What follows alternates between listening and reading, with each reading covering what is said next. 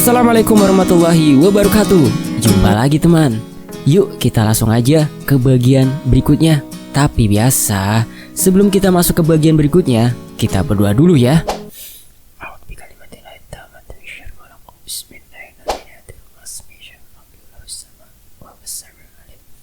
Allahumma sholli ala Sayyidina Muhammad sallallahu alaihi wasallam.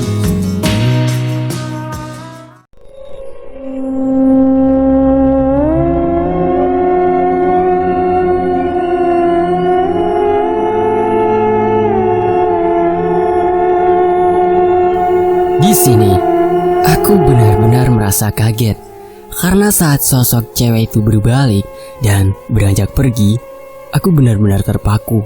Karena saat dia pergi, tanganku masih merasakan genggamannya, dan saat dia berbalik pun, aku tidak merasakan dia sudah melepaskan tangannya dariku. Dan benar saja, saat aku lihat ke arah tanganku yang sedang bersalaman, tanganku sedang memegang tangan cewek itu, dan hanya tangan saja, ditambah lagi tangan itu menggerakkan jari-jarinya. Tanpa pikir panjang, aku lempar tangan itu dan bergerak lari ke arah kamar Anggi. Saat sedang berlari sambil menengok belakang, takutnya dia malah ngejar, tiba-tiba aku terjatuh. Entah aku tersandung karena apa, padahal lantai di sana tak ada barang yang mengganggu dan tidak licin. Tampil pusing, aku melanjutkan langkahku sedikit cepat kembali ke kamar Anggi. Baru beberapa langkah, aku mendengar suara anak kecil seperti sedang menangis. Entah asal suara itu dari mana, karena menurutku itu aneh. Aku cuek saja dengan suara tangisan itu dan terus beranjak ke kamar Anggi. Saat sampai di depan kamar Anggi, ternyata kamarnya ditutup. Dan saat aku coba buka, ternyata terkunci dari dalam. Aku ketuk pintu kamarnya. "Gi, kamu di dalam kan?" tanyaku dari luar pintu. Yan, bentar, aku lagi ganti baju." "Malu ada cowok, masa baunya kecut." "Oh iya deh, tapi buruan ya." Iya, ini selesai kok." Anggi pun membuka pintu dan aku buru-buru nyelonong masuk ke dalam. Loh, kenapa Yan? Mukamu ketakutan gitu? Emang digangguin siapa lagi?" "Ah, gak ada Konggi." "Bener gak ada. Aku jadi parno Yan. Aku jadi ngerasa gak nyaman sama kos ini." "Beneran loh, gak ada apa-apa.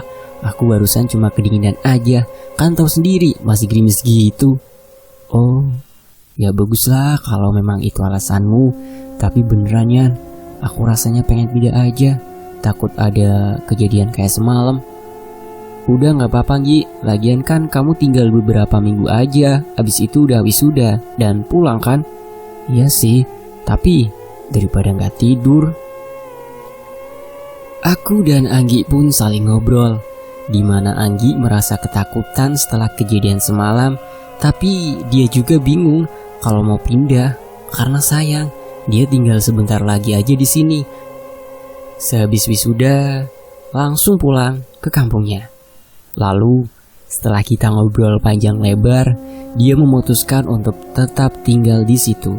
Dengan inisiatif dia mengajak teman untuk nginap di kosannya. Saat sedang asik ngobrol tentang keputusan dia, si Anggi ini tiba-tiba fokus ke satu titik di belakangku tepat. Melihat dari ekspresinya, sepertinya dia serius banget memperhatikan titik itu.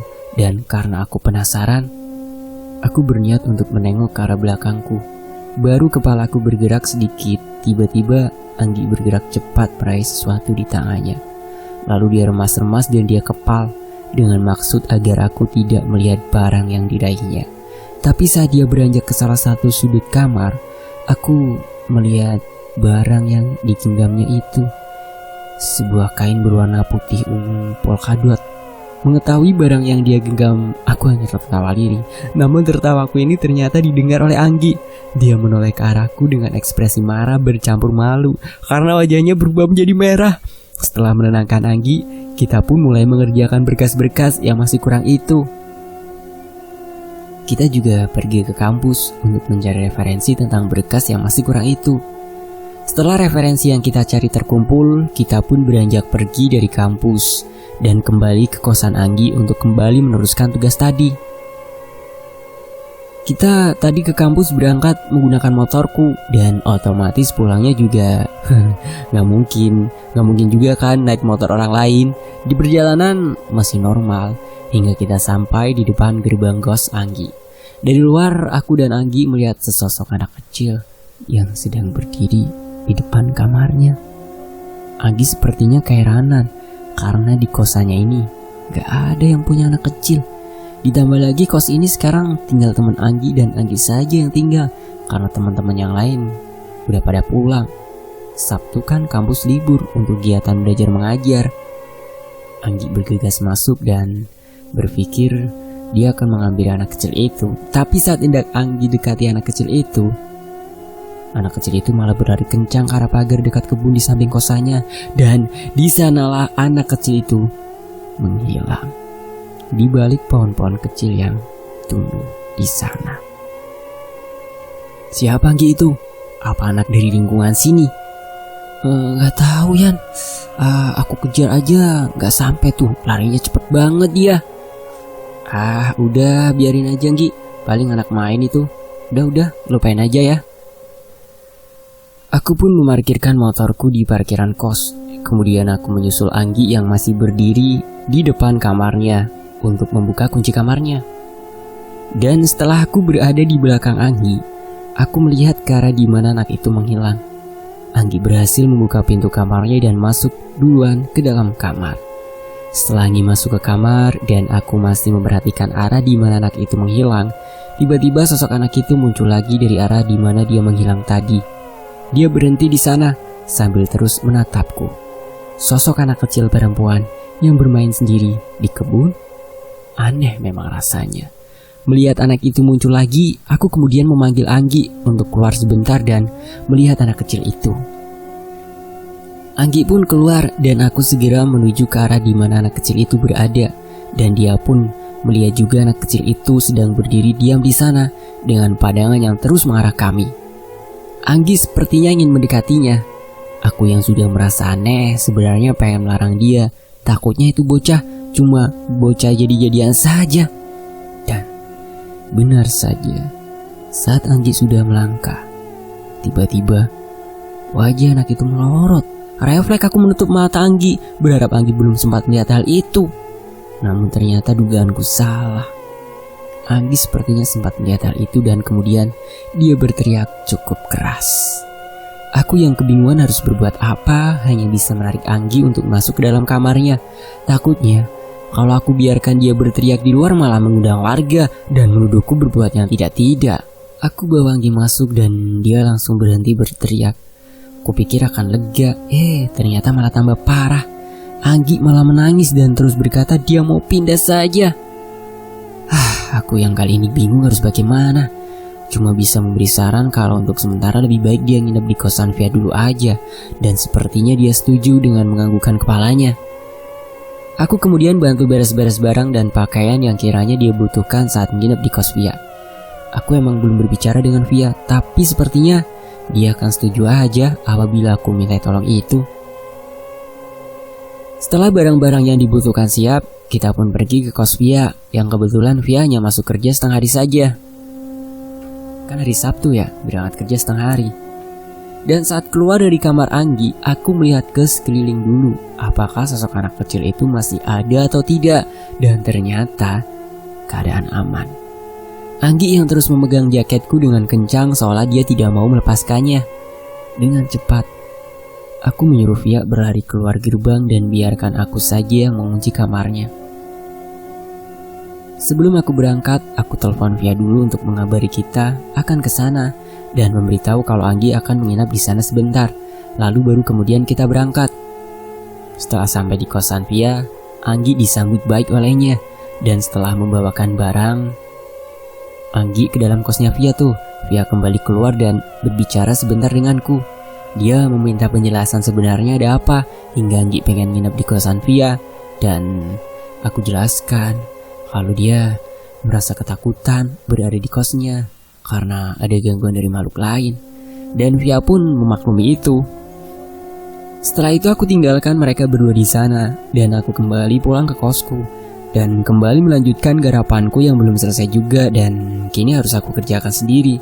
Singkatnya, malam hari Via memberi kabar kalau Anggi mau pindah kos saja. Tapi sebelum menemukan tempat kos, dia mau nginap di kosan Via dulu.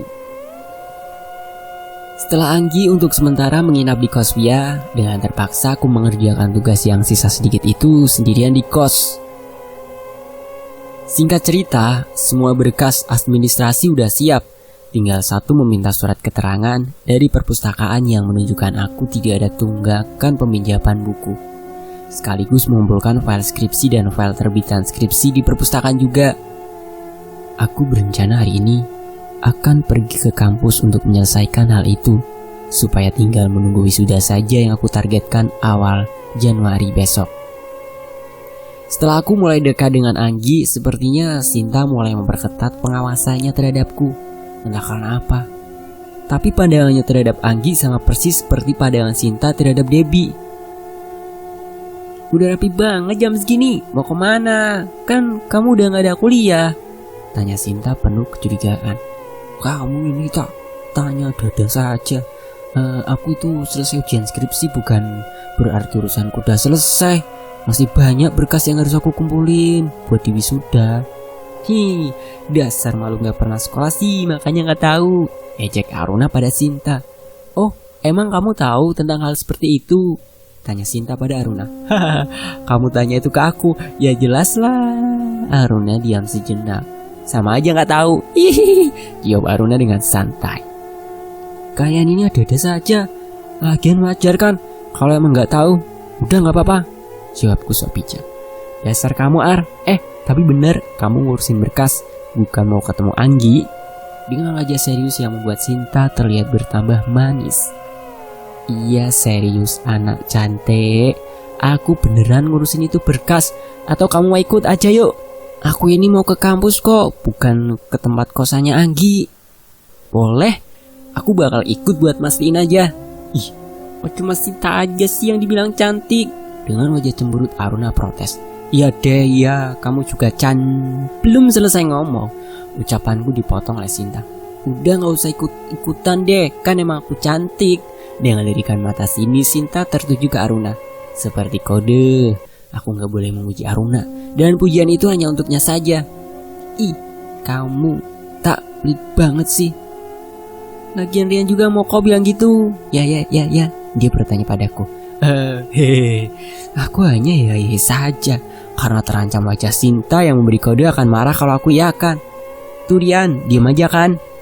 Kamu tak? Ya jelas gak mau lah, orang kamu ancam gitu. Aruna cemberut menjawab itu. Pagi-pagi udah aja ribu dua makhluk centil ini. Aku cuma berharap semoga ini pertanda baik saja. Jangan sampai ada hal yang gak diinginkan terjadi. Aku yang dengan cepat menyelesaikan persiapan untuk dibawa ke kampus sudah selesai. Dan aku menanyakan Sinta, apakah jadi ikut atau enggak? Dan dia berkata ikut untuk sekedar memastikan aku benar-benar ke kampus dan bukan ke kos Via untuk bertemu Anggi. Lagian gila kali, ada Via berani cari Anggi, yang ada aku digamprat dua dunia. Dunia manusia diwakili Via, dunia gaib diwakili Sinta.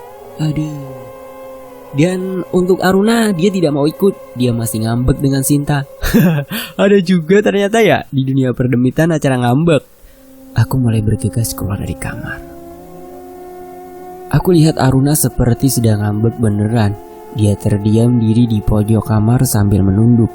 Sebenarnya kasihan sih, tapi gimana lagi. Aku kemudian berangkat ke kampus menggunakan motorku. Dan gak biasa-biasanya Sinta nebeng di belakang. Katanya dengan alasan aku benar-benar langsung menuju ke kampus. Sinta bonceng di belakang yang kemudian pegangan dan melingkarkan tangannya di perutku. Aneh aja, masa yang makhluk seperti Sinta takut jatuh? Lagian dia kan bisa terbang, ngapain pakai bonceng? Setelah beberapa menit perjalanan pun akhirnya aku sampai di parkiran kampus. Karena masih pagi jadi aku mudah untuk menemukan tempat yang kosong. Beda kalau udah jam 10, tempat parkir ini udah seperti lautan motor. Dengan ada mungkin ribuan motor yang terparkir di sini kali ya. Aku parkirkan motorku di salah satu sudut parkiran di sana. Aku berjalan menuju parkiran yang kebetulan dekat dengan tempat parkir. Sinta sudah menampakkan ekspresi wajah yang biasa aja. Saat sampai di depan perpustakaan, aku bertemu dengan Via yang emang udah memberi kabar kalau dia ada di kampus pagi ini.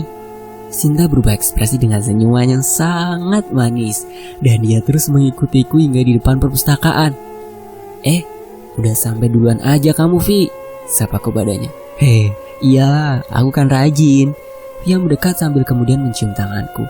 Kamu ini, Vi, kalau di kampus biasa aja, gak usah cium tangan segala. Saat aku berkata demikian, seperti ada angin yang lewat di atas kepalaku. Dan saat aku tengok ternyata ada tangan Sinta yang seperti ingin menjitakku tadi, tapi tidak kena. Dan secara kebetulan berkata bebarengan dengan Via. Gak apa-apa dong, tandanya aku atau dia menghormatimu, kata Sinta dan Via bebarengan. Dan sama pula perkataannya. Wow, jadi bingung saya. Setelah kita ngobrol di luar, akhirnya kita pun masuk ke perpustakaan. Dan saat itu juga, Sinta berpamitan untuk pergi sebentar dan memasrahkan aku pada Via. Dan setelah Sinta pergi, Via pun menanyakan sesuatu padaku. Yan, aku mau tanya serius. Ekspresi Via menjadi serius. Iya, mau tanya apa, Vi? Kamu tadi datang sama siapa? Nah, kan kamu tahu sendiri, aku datang sendiri. Iya, aku tahu.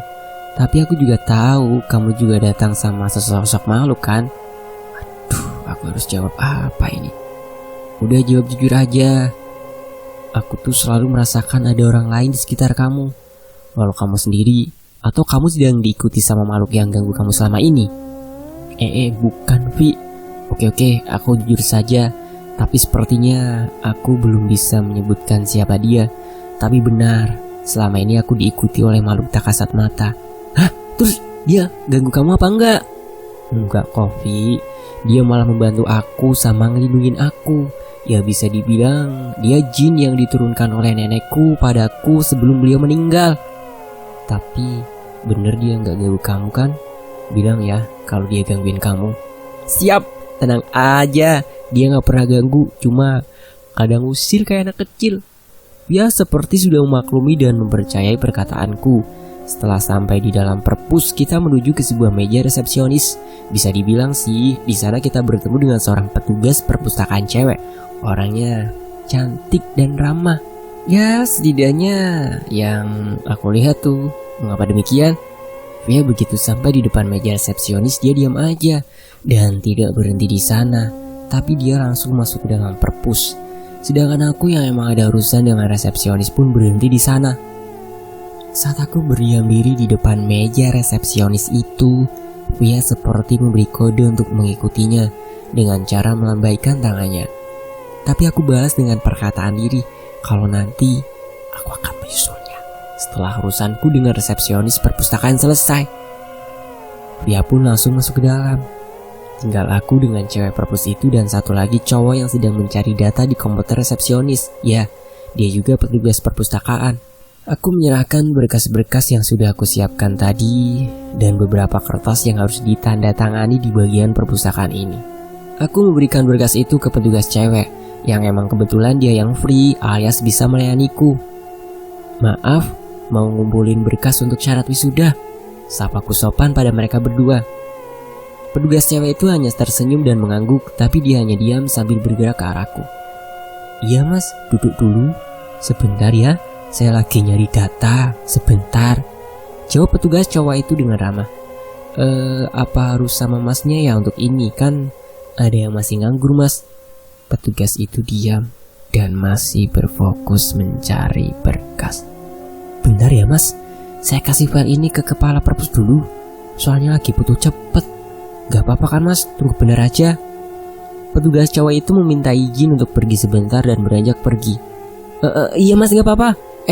Sama mbaknya ini gak apa-apa kali kan? Dan sepertinya perkataanku tidak didengar olehnya.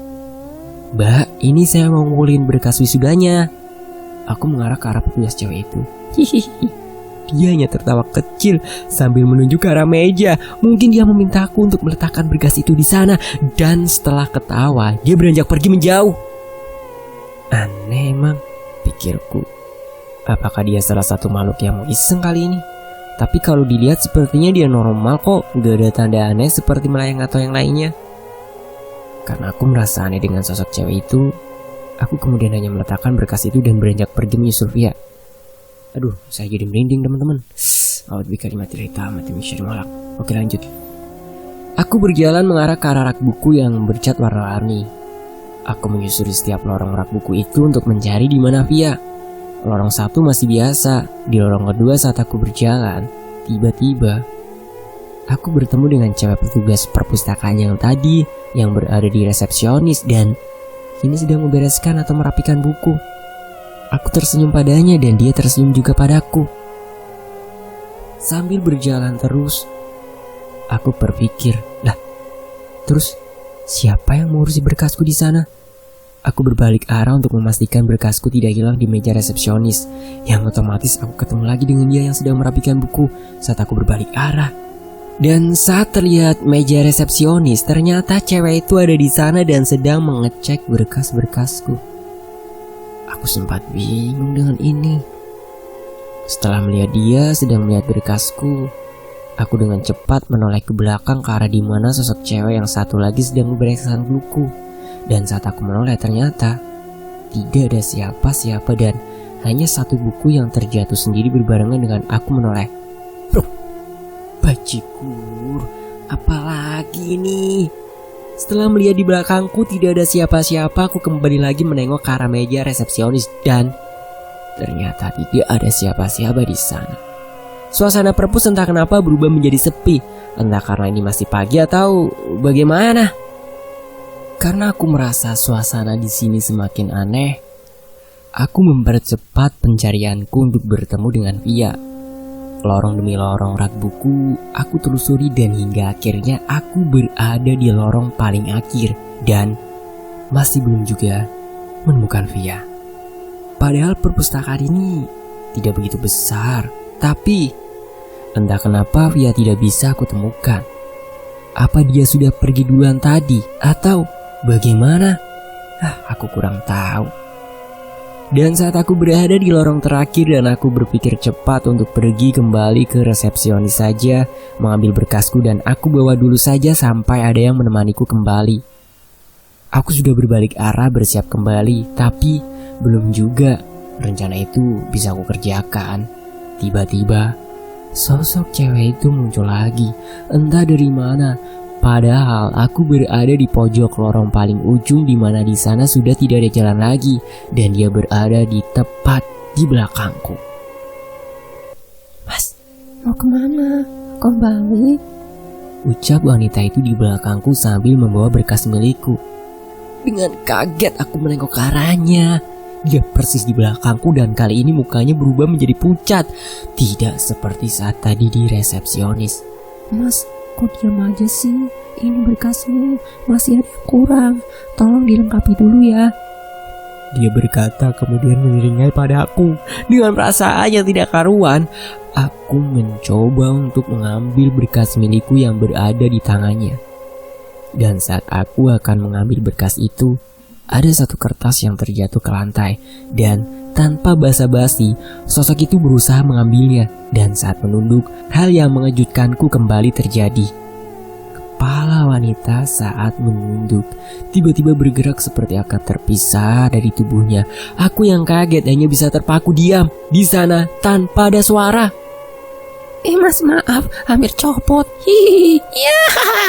Entah kenapa suara yang tadinya terdengar lembut berubah menjadi suara yang berat seperti sosok lelaki.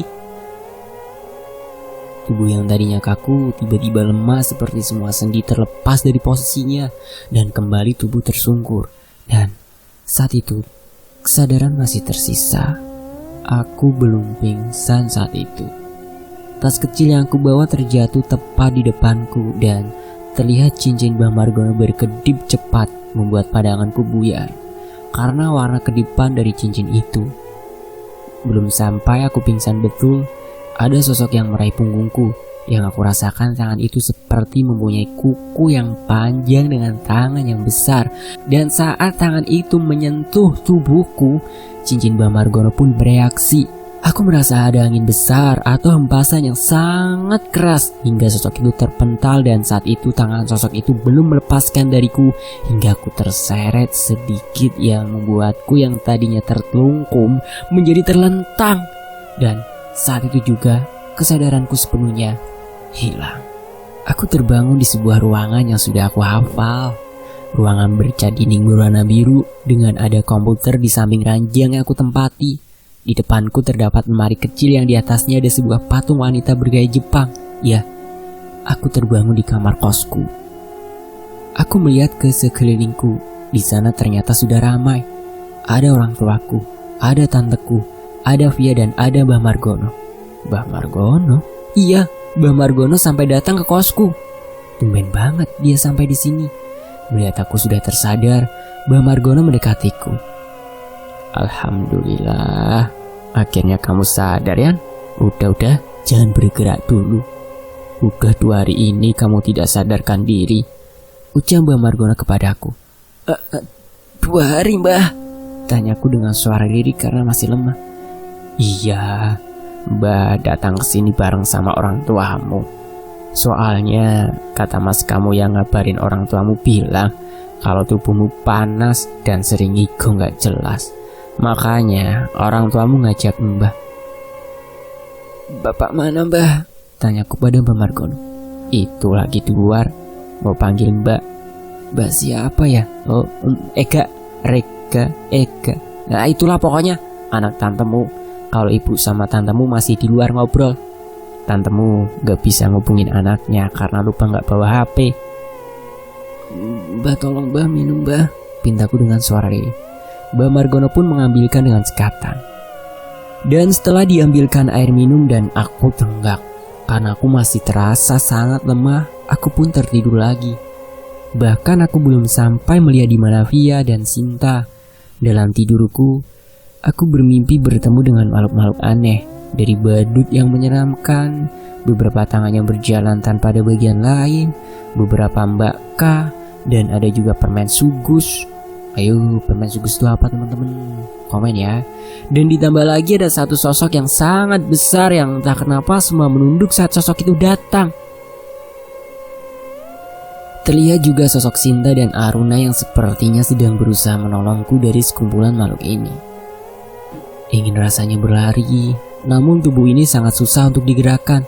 Ditambah lagi, beberapa pasang tangan itu mulai merambat ke tubuhku dan mencengkeram kedua tangan dan kakiku. Dan saat melihat Sinta dan Aruna, sepertinya Aruna lah yang sangat bersemangat menolongku saat berada di mimpi itu.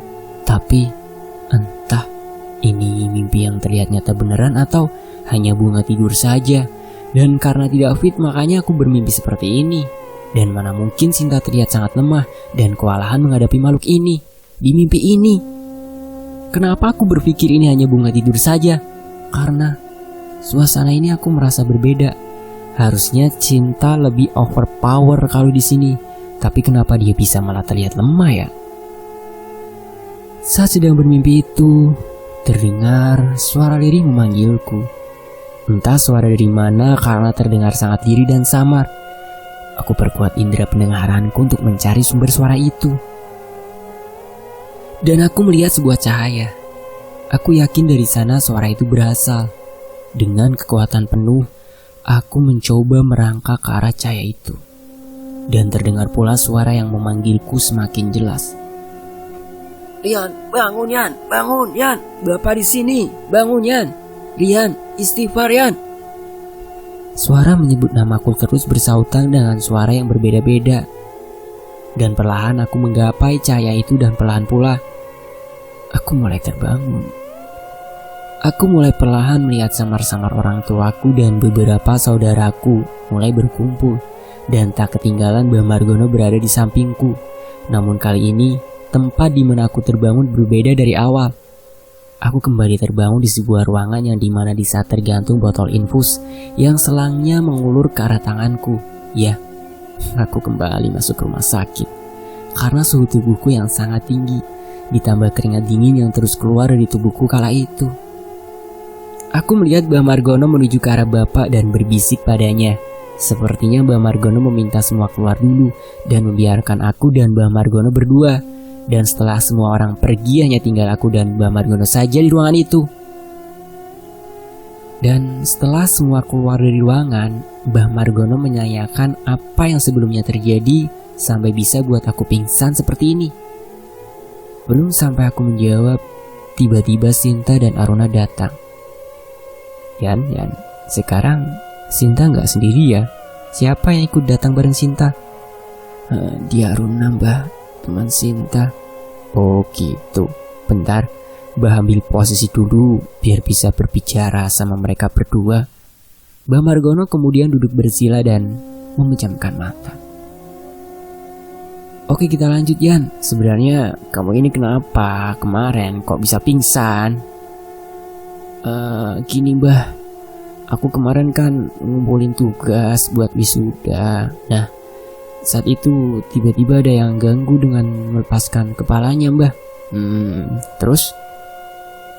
Iya, karena kaget, aku jadi lemes, Mbah. Dan saat aku mau pingsan, aku merasakan seperti ada yang memegang punggungku. Dan karena itu, cincin Mbah Margono bereaksi, mentalin sosok itu, Mbah. Lah, untung aja kamu bawa cincin itu. Kali enggak, pasti jiwamu udah kebawa, Yan. Kemarin itu bukan kamu belum pingsan, tapi kamu udah merasakan sosok itu mencengkram jiwamu. Untung dilempar sama cincin itu. Lagian kenapa kamu bisa begitu sih, Yan? Bukannya udah sama Via? Tanya Sinta padaku.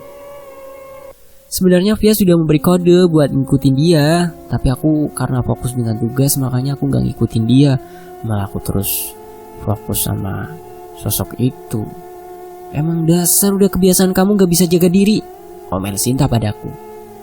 Aruna hanya sesekali tersenyum saja, dan aku merasa ada yang disembunyikan sama Aruna. Udah, jangan diomelin dulu, tak? Sudah, kasihan, baru aja bangun ini, kata Mbak Margono. Abis kebiasaan dia gak pernah jaga diri tuh, Margono, kata Sinta terus mengomel. Kamu ini tak ngawur aja, nyebut nama Mbah Margono cuma namanya aja.